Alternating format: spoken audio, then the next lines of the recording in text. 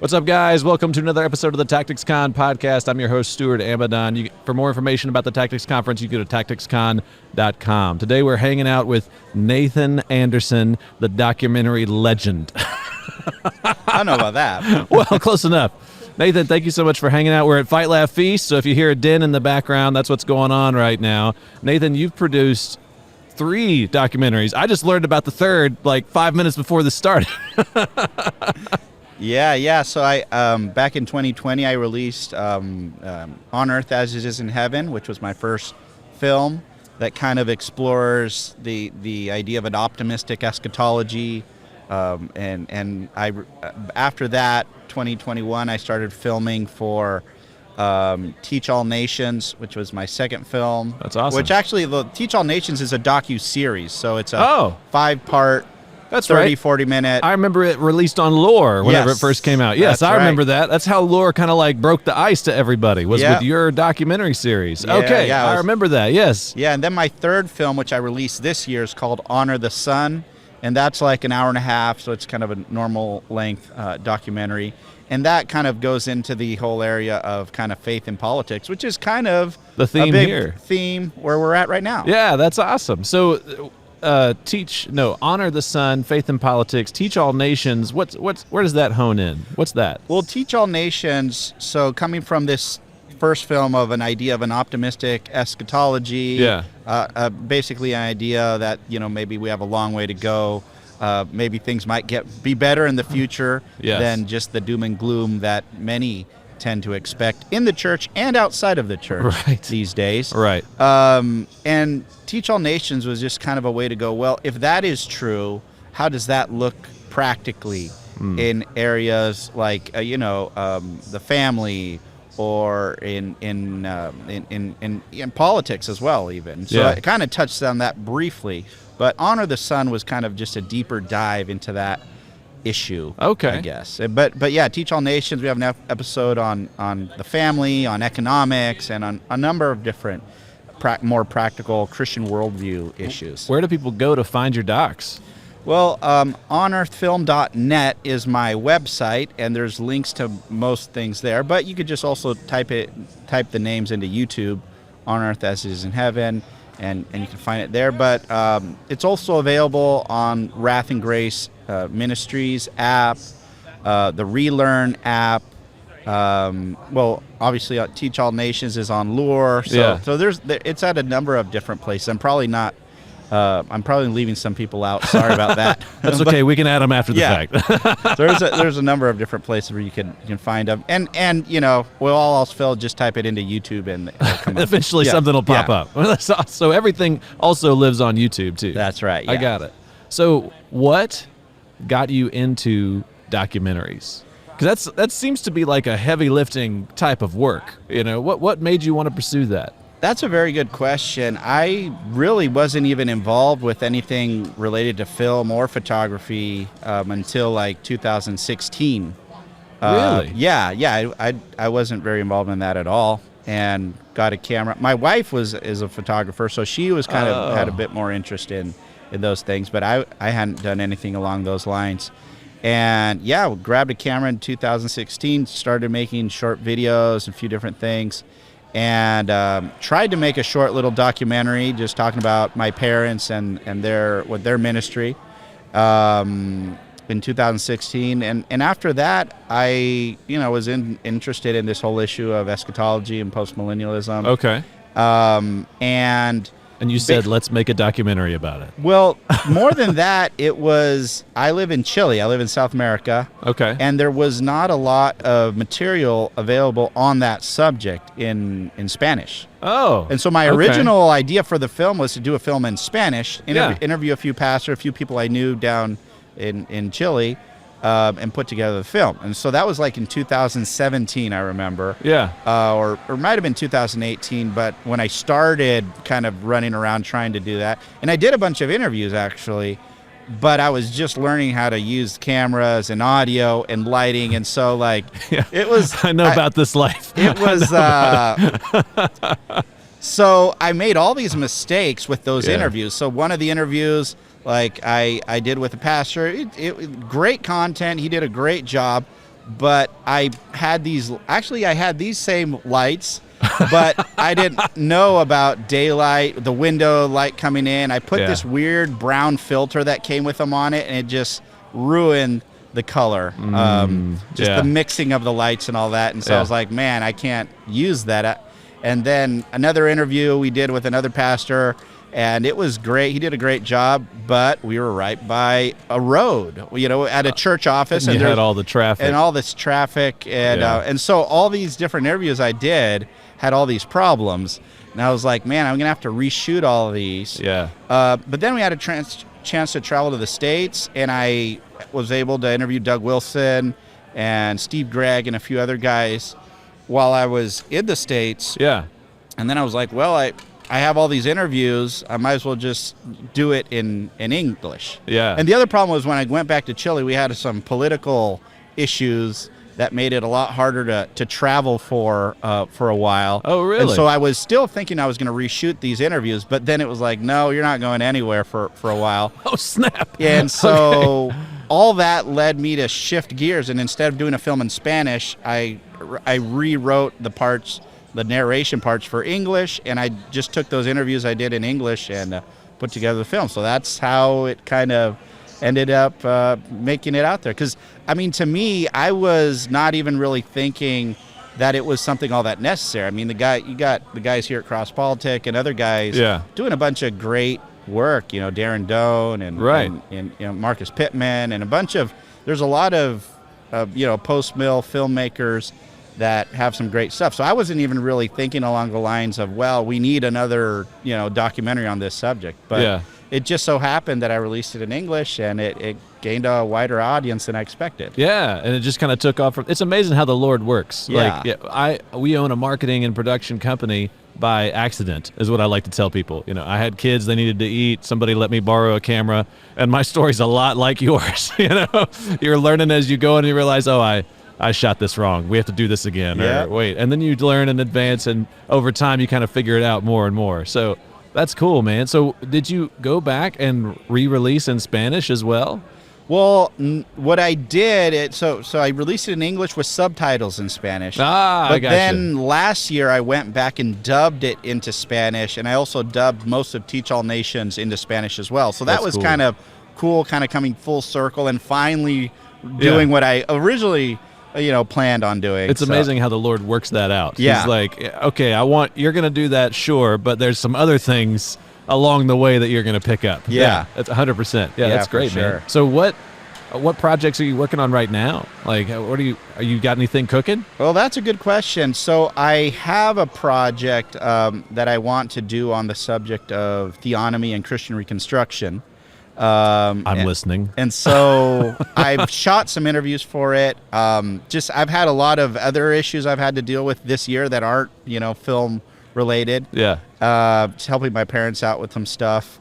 And so I haven't really shot much of anything, this year. The other day I sat down to the edit to my computer, and I'm like, man, I haven't opened DaVinci for a while here. Yeah. So I haven't done a lot of filmmaking, but I'm hoping that by 2025 I'll be able to jump back in. And I'm actually doing a few interviews this weekend, and a few others that might end up in hopefully on a film about Christian Reconstruction. That's awesome. So you're also working on putting together a conference back in Chile, huh? We are. Yeah. We are actually. We haven't even announced it yet. We're going to announce it sometime this week. But it's totally fine, because we're going to announce it in Spanish, and probably by this time it'll be out there. So what's your hope with that? What's your goal with that? Well, we're going to do a conference on this same topic on postmillennialism, on the Puritan hope, basically. Awesome. And we hope to just through my film, a lot of people have been introduced to some of these ideas down there, and so that's been really exciting to get to know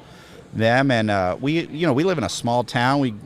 We're part of I'm an elder in our church. We're a small church in a small community, but we're somewhat close to the Santiago, which is the main city. Okay. The big, probably like a third or maybe almost half of Chile lives in that city. Oh, wow. Okay. And so we're about 2.5, 3 hour drive from there, and so it's a small coastal community where we live, and so we're hoping that yeah, people might be interested to come for the weekend and hear about some of these topics. That's awesome. And so, yeah, we're putting together our first conference, Reformar conference in Pichilemu, Chile on January 18th. That's awesome. And yeah, we're having Yuri Brito come down to share with us. And we got Yuri coming to Tactics. You and I were talking about that beforehand. He's going to Chile, and then he's coming straight up, across the Gulf to land in Louisiana for ours. I think it's just a couple of days later. That's awesome. Yeah, it's going to be awesome. And also Leo Ernstein, who works with Wrath and Grace Ministries, coming down from Mexico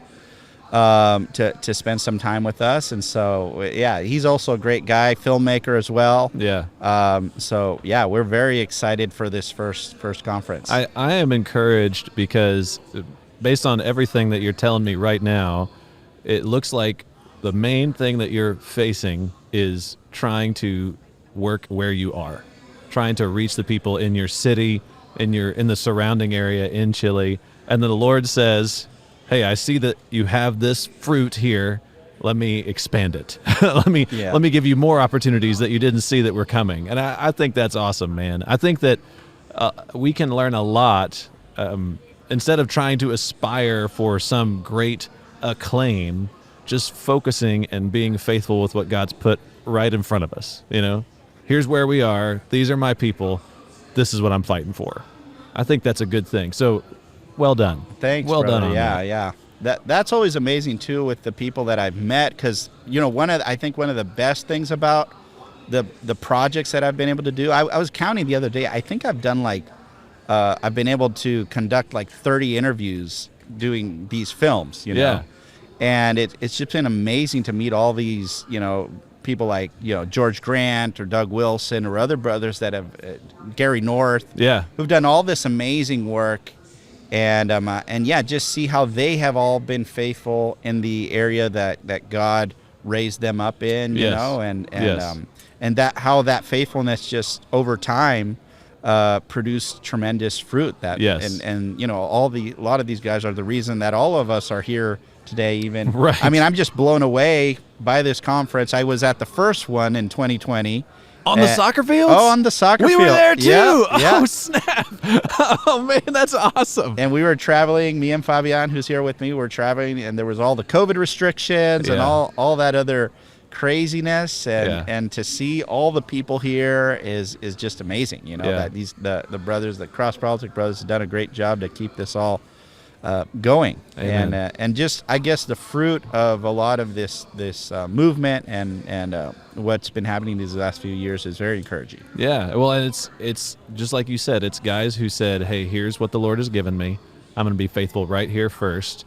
And then the Lord blesses that and multiplies it. And I mean, we've seen that where we are. We've seen that like with Pastor Doug, half of what he did, probably all of what he did, honestly, was originally oriented towards his family and towards his church. And then it grew out from there. I think that's the proper orientation of life. And the Lord blesses it.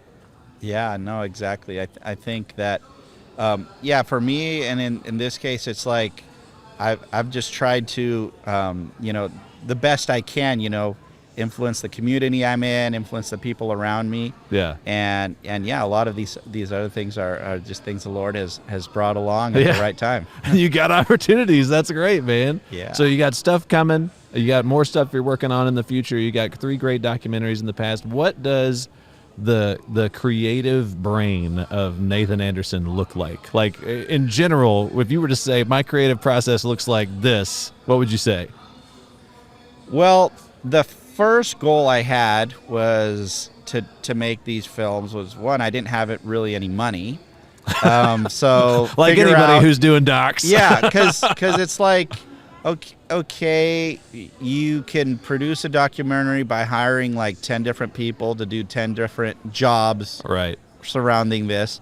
But my first thing was, well, how can I produce this in such a way that I'm not stuck depending on other people, basically? Yeah. How can I do this mostly myself, or maybe with some help, but be in a position to where if that help doesn't come through, I could finish it anyway. The project doesn't just die in the middle, basically.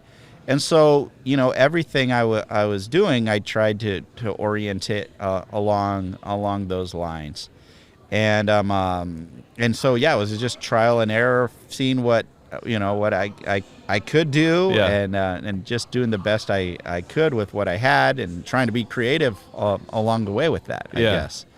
And yeah, I think it worked for me, and maybe it's not for everybody. I mean, obviously, if somebody is able to fundraise and come up with a budget to pay a sound guy and pay an editor and pay the color guy, all those areas, that's great too. There's nothing wrong with that.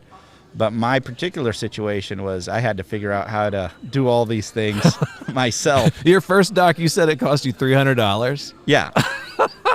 That's awesome. And that was because that was just for the interview. I went to Moscow, and so I borrowed my sister-in-law's car in Bellingham, Washington, drove to Moscow, so gas, and ate at McDonald's a few days. Stayed at Darren Doan's house, so shout out to Darren Doan. That's awesome. That was awesome. And did the interviews and drove back to Bellingham. And so that was kind of that's what I spent in out of pocket, and everything else was just my time and obviously cameras and that kind of stuff. But, Sure. Just figuring things out as I went, I guess. Well, that's awesome. That's bootstrap right there. Yeah. That's just figuring it out as you go. All right, this is what I'm working towards. We'll see what happens. That's awesome. It does not take a lot to step into the production world if you're willing to learn and put the time in. You know? But you got to learn, and a lot of that learning happens as you screw it up along the way. Yeah. Like we talked about, that's true. That's very true. And I think it's also important for people to understand that, gear is just tools. Yes. A lot of times people think that, well, if I was just able to get that camera, just my filmmaking or whatever, that's where it's all at. But it's actually not. It's the creativity, it's the vision you have, it's understanding, ideas about the composition and communicating what you want to communicate ultimately. And you could do that on a cell phone, you could do that on a nice camera. The principles are all pretty the same. You're just working with whatever gear you happen to have on the occasion. Right. And, that's right. And the other thing that's important along those lines is that gear is always limiting, and the environment's always limiting, so you're always fixing problems, no matter if you're on a giant production or if you're just a small crew or just you in that sense. And so you're always fixing problems, so it's not so you don't need to wait around until you can afford the nicest camera, or you could, if you really want to. I mean, I like Fabian, who's worked with me on all these films, and does amazing video work on his own as well these days. He made his first skate video on an iPhone 6. Because I met Fabian when he was he came to live in our town and was part of our church and stuff when he was 13. So so watching him, grow up 16, 17, start getting into video stuff. Someone gave him an iPhone at some point, and he made a whole skate video with that iPhone, And so it's amazing what you could do. And even now, the phone, the quality of the video on the phones and all that is pretty amazing. It's so high. Yeah, it's basically a 5D Mark II in your pocket. Oh, man. And so, you can go out and be creative these days with what you have in your pocket. And I just encourage people to, and like what you were saying, the biggest thing is it's just a trial and error. It's write, shoot, upload it, and rinse and repeat. That's right. And at some point, hopefully it'll work. And you'll make mistakes along the way. That's right. And I've definitely made a lot of mistakes along the way, and continue to make mistakes. And and so I shot an interview, and it was I was just by myself and I had 2 cameras going, and the interview went great and everything. I go back home and I'm like, the one camera is completely out of focus the whole interview. And I'm just like, this is... Yes, I know about this. But that's the one-man band stuff where you're just... Right. You're the interviewee, you're the audio guy, you're the video guy, you got multiple cameras, you're talking to the... And that just happens, And so you have to learn to... Well, try to do better next time, but you still... It's just part of this whole creative process, and right. and part of it's just you're going to make mistakes, and you have to do the best you can with what you have. That's right. Yeah, you bring to mind there's 2 production companies back home that have strikingly different models. One of them is the gearhead, large crew, huge setups, things like that to go shoot their projects, and the other is a bro with, I think he's got like a Sony A7 and some nice glass. And they both charge about the same, and they both show up and create pretty similar products. Yeah. It's not about the amount of equipment. You're absolutely right. It's about the creativity of the guy on the shoot and what he can do with the equipment that he's got in his hands. Yeah. Absolutely. And sometimes too, I've found like we'll go in and we'll do projects and shoots, and the accidental moments or the unplanned moments are the best ones. Yeah. We're like, wait, we couldn't have made that better. It's really interesting. We can do big comprehensive projects where we planned every frame, but it seems just about every time there's 1 or 2 moments that are just completely off the book, spontaneous, and look, there's the best moments in the project right there. Yeah.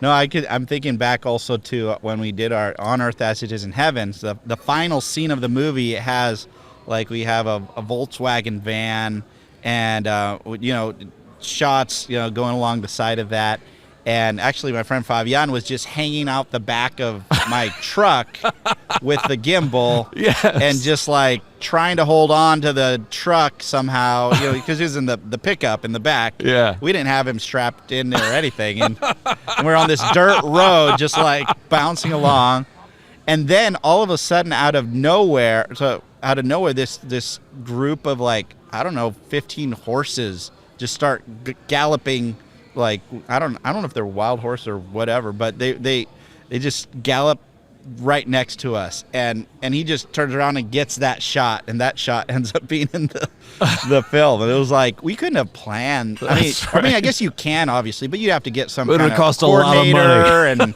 rent the horses. I don't know. The whole probably has a whole process to it. Right. But yeah, what you were just saying, sometimes just those unexpected or unplanned shots or topics are great.